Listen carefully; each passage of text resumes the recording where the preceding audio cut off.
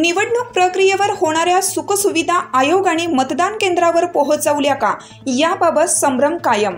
नाशिक लोकसभा 2024 साठी भारतीय निवडणूक आयोगाच्या नियमानुसार प्रशासनाने जबाबदारी सोपवली खरी, परंतु निवडणूक आयोगाचे कर्मचारी आणि इतर कर्मचाऱ्यांवर लादलेला बोजा यामध्ये फारच तफावत दिसून येत आहे।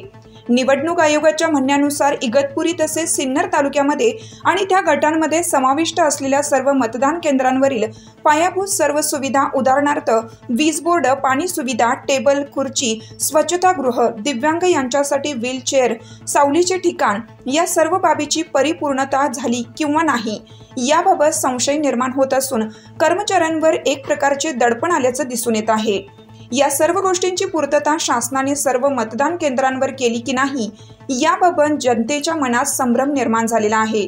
तरी मतदानाची आकडेवारी वाढण्यासाठी आणि जनतेने मतदानाचा अधिकार वापरून आपलं मत नोंदवण्यासाठी शासनाकडून वेळोवेळी प्रयत्न केले जात असून, परंतु या निवडणूक प्रक्रियेवर होणारा शासनाचा खर्च आणि देण्यात येणाऱ्या सुविधा या प्रत्येक मतदान केंद्रावर पोहोचल्या की नाही याबाबत जनतेच्या मनात असलेला संभ्रम कायम आहे।